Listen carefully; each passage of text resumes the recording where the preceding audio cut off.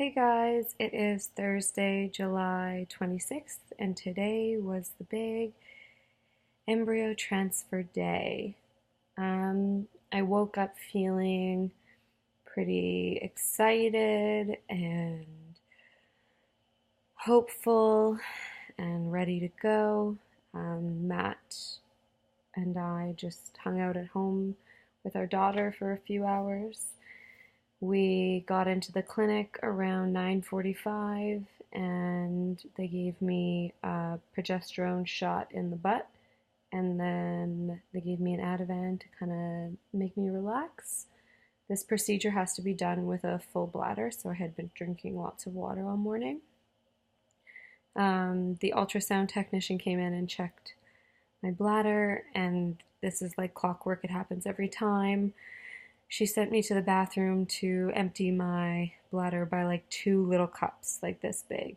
And I don't know how many people have had to do this in their life, but stopping your pee, pretty difficult. Probably not my favorite thing to do. I wouldn't ever want anyone to do it. It's awful. I really hated it. So we got back in the room, and right away our doctor came in and the embryologist. So we hadn't had an update since Tuesday.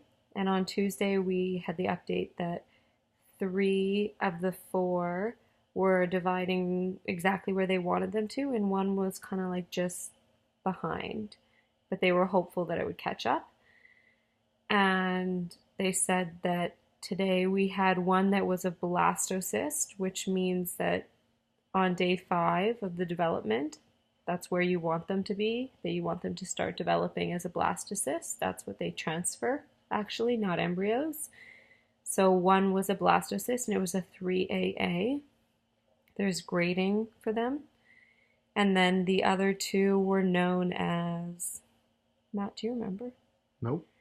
Some word with an M, where it's in between the embryo stage and the blastocyst stage. And then one was kaputs.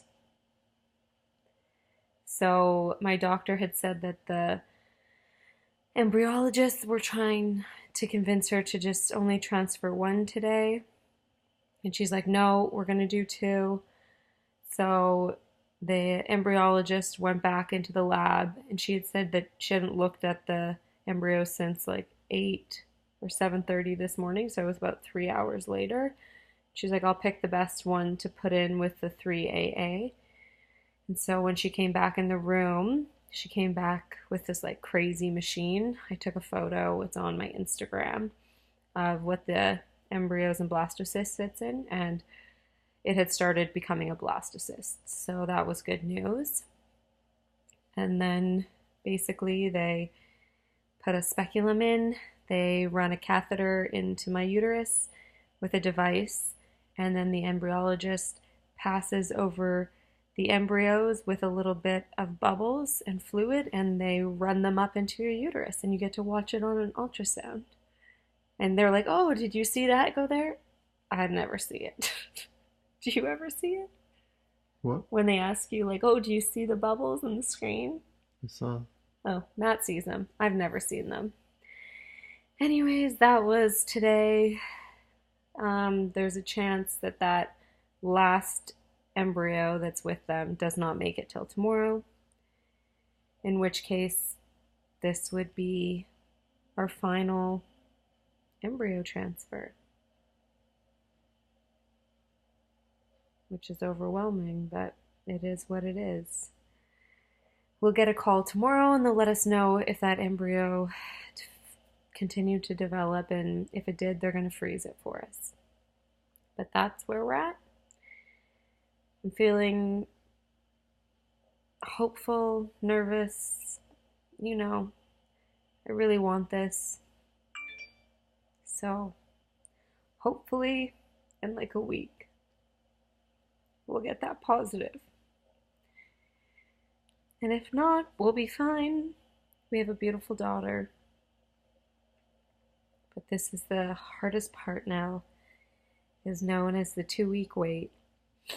So we have until Saturday, August 4th. So wish me luck in my patience because I lack it. Have a good day.